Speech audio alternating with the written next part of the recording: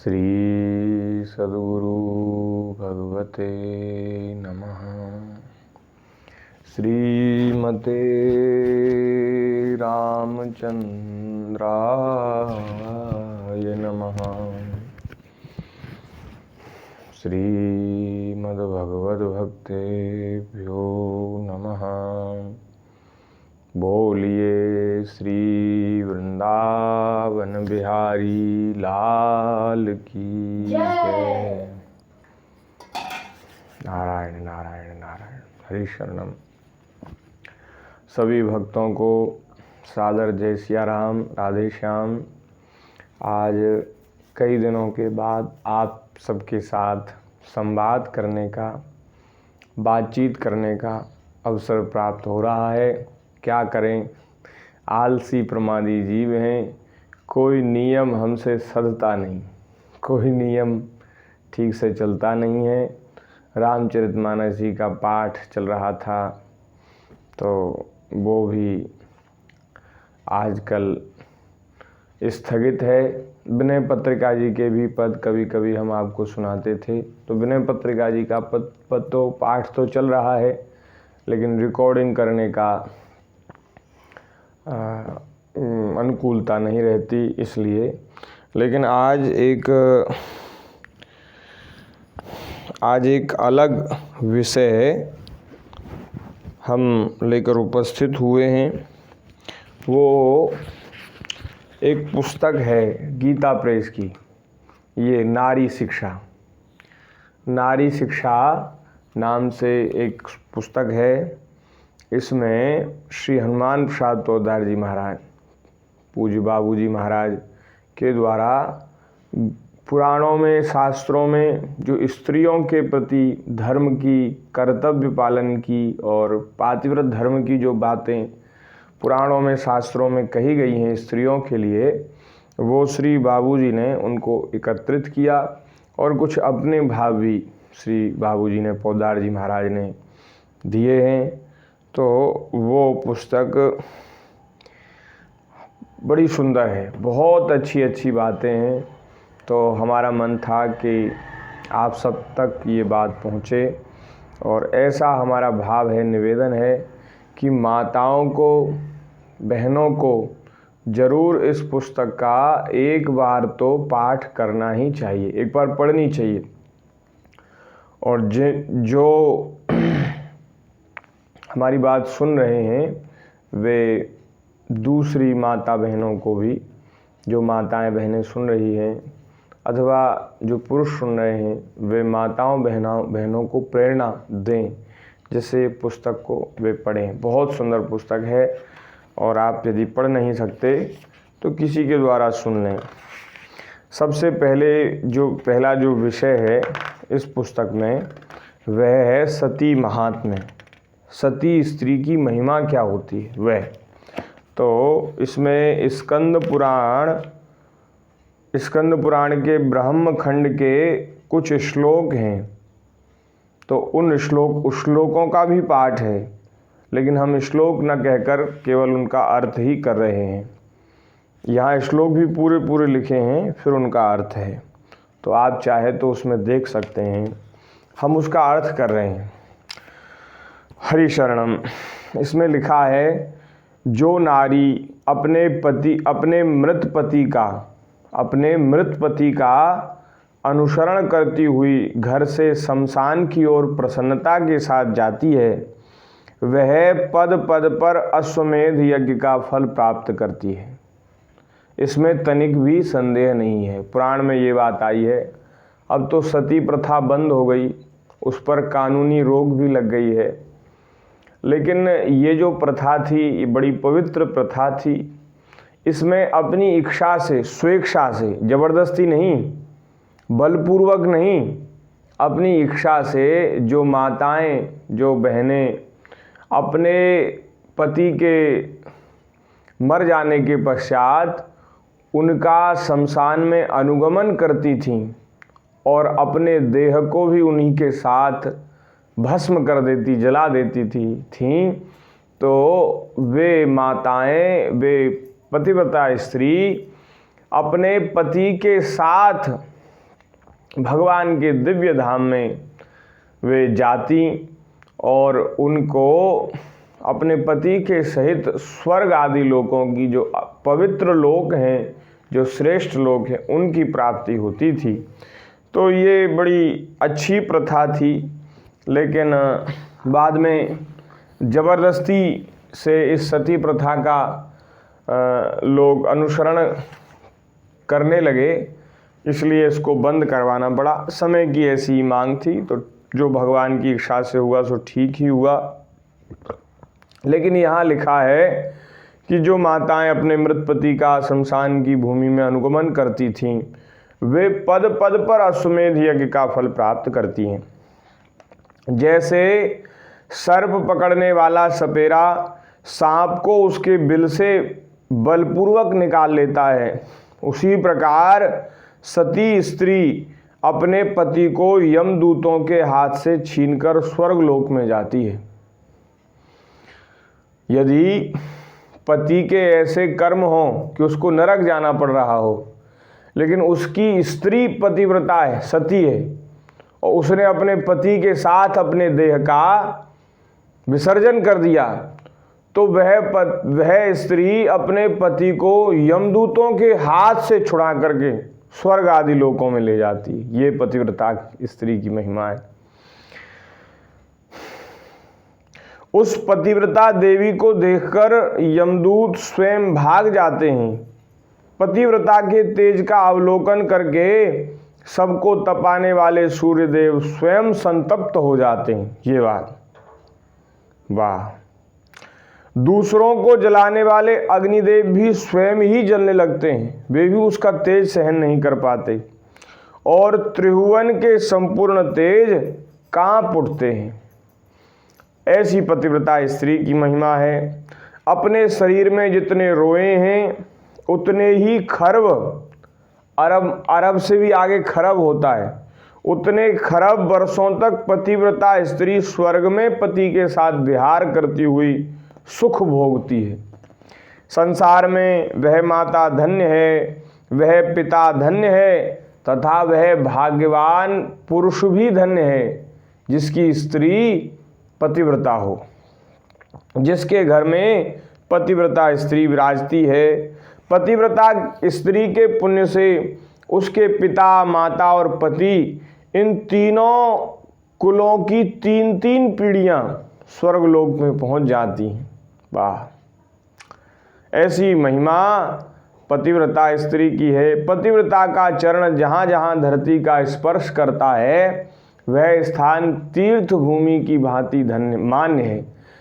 पतिव्रता स्त्री के क्या लक्षण हैं, उन लक्षणों को इसमें आगे वर्णन किया गया है, लेकिन सबसे पहले पतिव्रता स्त्री की महिमा का वर्णन है, जिससे स्त्रियों के मन में पातिव्रत धर्म का पालन करने की उत्कंठा, लालसा जगे। इसलिए सबसे पहले महात्मा का वर्णन है।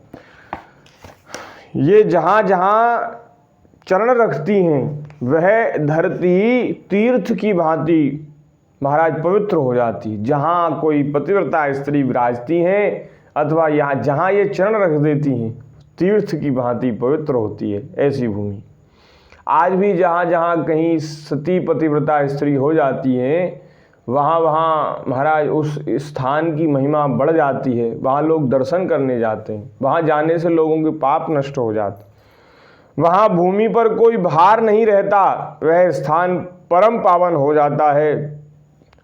सूर्य भी डरते डरते ही अपनी किरणों से पतिव्रता का स्पर्श करते हैं, वे भी पतिव्रता का स्पर्श करने में समर्थ नहीं हैं। चंद्रमा और गंधर्व आदि अपने को पवित्र करने के लिए उसका स्पर्श करते हैं और किसी भाव से नहीं। जल सदा पतिव्रता देवी के चरण स्पर्श की अभिलाषा रखता है। वह जानता है कि गायत्री के द्वारा जो हमारे पाप का नाश होता है, उसमें उस देवी का पातिव्रत्य ही कारण है। पातिव्रत्य के बल से ही वह हमारे पापों का नाश करती है। क्या घर घर में अपने रूप और लावण्य पर गर्व करने वाली नारियां नहीं हैं? लेकिन पतिव्रता स्त्री भगवान विश्वेश्वर की भक्ति से ही प्राप्त होती है। सुंदर स्त्री किसी को भी प्राप्त हो सकती है, कोई बड़ी बात नहीं। सुंदर रूपवान स्त्री किसी को भी अपने पुण्य के बल से प्राप्त हो सकती है। लेकिन भैया स्कंद पुराण में लिखा है ये वाक्य कि जो भगवान की भक्ति करता है निष्काम भाव से, सर्व भाव से, उसी के घर में पतिव्रता स्त्री उत्पन्न होती है, उसी को पतिव्रता पत्नी प्राप्त होती है। जो भगवान विश्वेश्वर की भक्ति करता है, गृहस्थ आश्रम का मूल स्त्री है, पत्नी है, भार्या है, और सुख का मूल भी भार्या ही है, स्त्री ही है। तो इसलिए यदि किसी गृहस्थ में स्त्री पातिव्रत धर्म का पालन करने वाली होती है तो वह गृहस्थ स्वर्ग के समान हो जाता है। भार्या से लोक और परलोक दोनों पर विजय प्राप्त होती है। घर में भार्या होने से ही देवताओं, पितरों और अतिथियों की तृप्ति होती है। अच्छी कुलवती और गुणवती स्त्री हो तभी महाराज अतिथि संतुष्ट होंगे, तभी देवता संतुष्ट होंगे और तभी पितर संतुष्ट होंगे। नहीं तो महाराज अगर शीलवती गुणवती स्त्री नहीं है तो महाराज अतिथि आने पर भी गाली गलौज करेगी। देवताओं के लिए अमावस पूर्णिमा को खीर और पूड़ी बनाने के लिए कहो तब भी महाराज डांट फटकार करेगी, लड़ेगी, झगड़ेगी और पितरों के कार्य के लिए भी प्रमाद करेगी। इसलिए जो स्त्री है वही तीनों को तृप्त करती है, उसी के पतिव्रता होने से तीनों की तृप्ति होती है। जैसे गंगा में स्नान करने से शरीर पवित्र होता है, उसी प्रकार पतिव्रता का दर्शन करके संपूर्ण ग्रह पवित्र हो जाते हैं, पूरा घर पवित्र हो जाता है। बोलिए भक्तवत्सल भगवान की जय। ये तो स्कंद पुराण के कुछ श्लोक थे। अब आगे वाराह मिहिर कृत बृहत संहिता के कुछ श्लोक हैं, उनका अर्थ हम पढ़ रहे हैं। सती स्त्री सहस्त्रों पुरुषों का उद्धार कर देती, हजारों पीढ़ियों का उद्धार कर देती हैं। पतिव्रता का पति सब पातकों से मुक्त हो जाता है। सतियों के व्रत के प्रभाव से उनके पति को कर्म का भोग नहीं भोगना पड़ता, ये महिमा है। वैसे अवश्यमेव भोक्तव्यम कृतम कर्म शुभाशुभम, भगवान ने गीता जी में कहा है कि जो हम शुभ और अशुभ कर्म करते हैं, पाप पुण्य जो करते हैं, उसका फल भोगना पड़ता है। लेकिन पतिव्रता स्त्रियों की ऐसी महिमा है कि भैया पतिव्रता स्त्री के प्रभाव से उसका पति पापों से मुक्त हो जाता है, उसको अपने पापों का फल भोगना नहीं पड़ता। वह सब कर्मों के बंधन से रहित हो अपनी सती पत्नी के साथ भगवान विष्णु के धाम में आनंद का अनुभव करता है। पृथ्वी पर जितने तीर्थ हैं वे सब सती साध्वी स्त्री के चरणों में लौटते हैं। संपूर्ण देवताओं और मुनियों का जो तेज है वह सब सती नारियों में स्वभावतः रहता है। तपस्वी जनों का सारा तप, व्रत करने वालों का व्रत, संपूर्ण फल तथा दाताओं के दान का भी समस्त फल मिलकर जितना होता है वह सब पतिव्रता देवियों में व्याप्त रहता है। बड़े बड़े पुण्यों का जो फल है वह सभी पतिव्रता देवियों में रहता है। साक्षात भगवान नारायण, भगवान शिव और ब्रह्मा जी तथा संपूर्ण देवता और महर्षि वे भी पतिव्रताओं से सदा भयभीत रहते हैं, डरते रहते हैं कि कहीं ये हम पर रुष्ट ना हो जाएं। सती की चरण धूलि पड़ने से पृथ्वी तत्काल पवित्र हो जाती है। पतिव्रता को मस्तक झुकाने से मनुष्य सब पापों से छूट जाता है। कोई पतिव्रता स्त्री हो तो मस्तक झुकाकर प्रणाम करना चाहिए, जिससे वह मनुष्य सभी पापों से मुक्त हो जाता है। महापुण्यवती पतिव्रता स्त्री सदा अपने तेज से तीनों लोकों को क्षण भर में भस्म कर डालने की शक्ति रखती हैं। पुराणों में ऐसी ऐसी कथाएं आती हैं कि पतिव्रता स्त्री विधाता के विधान को भी बदल देती थीं। पतिव्रता का पति तथा उसका पुत्र ये दोनों सदा निर्भय रहते हैं। उन्हें देवताओं और यम से भी किंचित भय नहीं होता। जो 100 जन्मों से उत्तम पुण्य का संचय करते आ रहे हैं, उन्हीं के घर में पतिव्रता कन्या जन्म लेती है। उन्हीं के घर में पतिव्रता कन्याओं का, आगे वे पातिव्रत धर्म का पालन करेंगी, ऐसी कन्याएं उन्हीं के घर में जन्म लेती हैं जो 100 जन्मों से पुण्यों का संचय करते आ रहे हैं। ये हर किसी के घर में ऐसी माताएं, स्त्रियां जन्म नहीं लेती। पतिव्रता को जन्म जो माता देती है, जो गर्भ में रखती है, जो जन्म देती है, वह परम पवित्र है तथा उसके पिता भी जीवन मुक्त हैं। उनकी मुक्ति हो जाती है, उनका यह अंतिम शरीर होता है। जिसके घर में, जिन माता पिता के घर कन्या के रूप में पतिव्रता जन्म लेती है। समस्त लोकों की रचना करने वाले विधाता ने कहीं भी स्त्रियों के सिवा दूसरा कोई ऐसा रत्न नहीं उत्पन्न किया है जो देखने, सुनने तथा स्पर्श और स्मरण करने पर भी मनुष्यों को आनंद प्रदान करने वाला हो। उन्हीं के लिए धर्म और अर्थ का संग्रह होता है। पुत्र विषयक सुख उन्हीं से प्राप्त होता है। अतः मान ही जिनका धन है, ऐसे श्रेष्ठ पुरुषों को उचित है कि वे घर में अबलाओं को ग्रह लक्ष्मी समझकर सदा उनका आदर करें। ये हमारे सनातन धर्म की कैसी सुंदर बात है। ये हमारे सनातन वैशिष्ट है। ये बड़ी विशेष बात है कि महाराज हमारे यहाँ माताओं का, स्त्रियों का ऐसा आदर है। शास्त्रों में, पुराणों में उनके प्रति इतने सुंदर आदर सूचक शब्दों का प्रयोग किया गया है। ऐसा कहीं किसी भी संस्कृति में, किसी भी धर्म में ऐसा आदर नहीं जैसा हमारे यहाँ। इसीलिए सनातन धर्म सर्वोपरि है, सर्वश्रेष्ठ है। क्या कहना।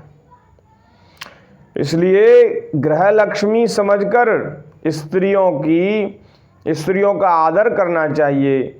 जो लोग केवल वैराग्य मार्ग का सहारा ले स्त्रियों के गुणों को छोड़कर सिर्फ उनके दोषों का वर्णन करते हैं, वे दुर्जन हैं, ऐसा मेरे मन का अनुमान है। ये ऋषि कह रहे हैं जो विरक्त हो जाते हैं और स्त्रियों के दोष ही दोष देखते, करे स्त्री तो दोषों की खान है। शास्त्रों में वर्णन है कि भाई मुक्ति के मार्ग पर चलने वाले, भक्ति के मार्ग पर चलने वाले जो साधक हैं, उनको स्त्रियों से दूर रहना चाहिए।